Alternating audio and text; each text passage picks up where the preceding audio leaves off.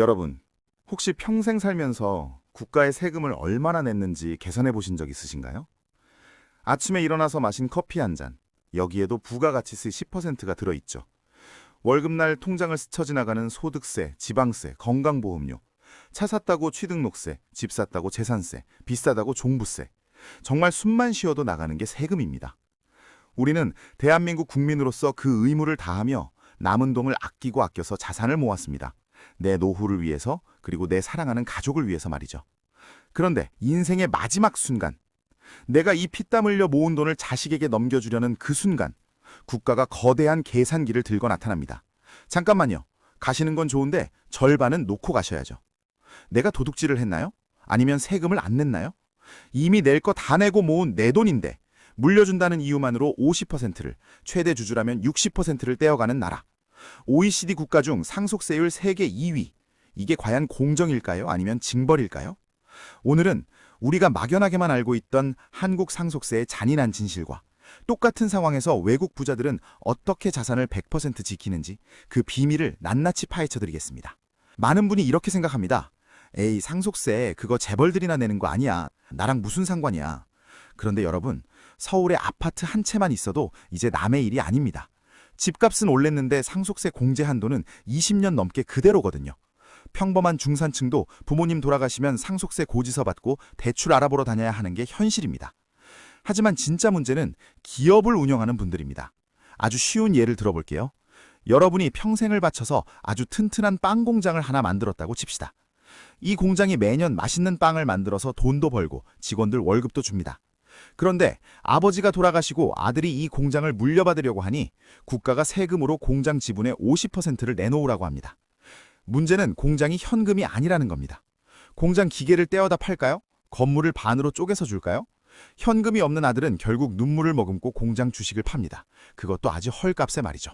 이 과정에서 락앤락, 유니더스 같은 알짜 중소기업들이 세금 낼 돈이 없어서 회사를 사모펀드에 팔아넘겼습니다. 황금알을 낳는 거위를 잘 키워서 계속 알을 얻는 게 아니라 세금 낼 고기가 필요해서 거위 배를 갈라버리는 격입니다. 이게 지금 대한민국 경제 현장 곳곳에서 벌어지고 있는 비극입니다. 자, 그럼 눈을 돌려 해외를 볼까요? 미국의 록펠러, 스웨덴의 발렌베리, 독일의 히든 챔피언 기업들. 이들은 3대가 아니라 5대, 6대를 이어가며 세계적인 기업으로 성장합니다. 도대체 비결이 뭘까요? 그들은 세금을 안 낼까요? 비결은 바로 소유의 구조가 다르기 때문입니다. 한국은 모든 자산을 아버지, 즉 개인 주머니에 넣습니다. 그러니 아버지가 죽으면 사단이 나죠. 하지만 외국 부자들은 가족법인 또는 신탁이라는 죽지 않는 금고를 만듭니다. 상상을 해보세요. 거대한 강철 금고가 있습니다. 이 금고의 이름은 스미스 가문 법인입니다. 공장도 주식도 부동산도 다 이 금고 안에 들어있습니다. 아버지 스미스 씨는 이 금고의 주인이 아니라 금고를 열 수 있는 열쇠 관리자일 뿐입니다. 아버지 스미스 씨가 사망했습니다. 한국 같으면 금고를 부수고 내용물의 반을 가져갔겠죠? 하지만 미국에서는 아버지가 가지고 있던 열쇠만 아들에게 넘겨줍니다. 금고는 그대로입니다. 금고 안의 공장도 주식도 털끝 하나 다치지 않았습니다. 법적으로 자산의 주인은 법인이고 법인은 죽지 않기 때문입니다.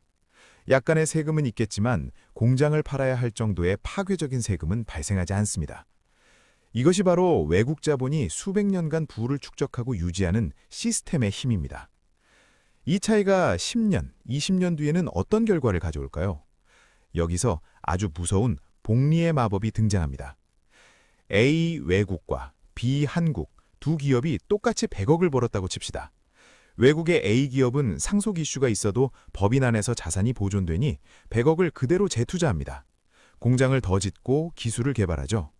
100억이 이듬해에 110억이 되고 그 다음에 120억이 됩니다. 눈덩이가 계속 구릅니다. 반면 한국의 B 기업은 상속 과정을 거치면서 100억 중 50억이 세금으로 날아갑니다. 남은 50억으로 다시 시작해야 합니다. 50억으로 굴리는 눈덩이와 100억으로 굴리는 눈덩이. 시간이 지날수록 그 격차는 따라잡을 수 없을 만큼 벌어집니다. 한국 기업들이 글로벌 경쟁에서 밀리는 이유가 기술력이 부족해서일까요? 아니요. 자본이 축적될 시간을 주지 않고 리셋시켜버리는 제도 탓이 큽니다. 이런 이야기를 하면 꼭 나오는 반응이 있습니다. 야, 그래도 부자들 세금 깎아주는 건 좀 아니지 않냐?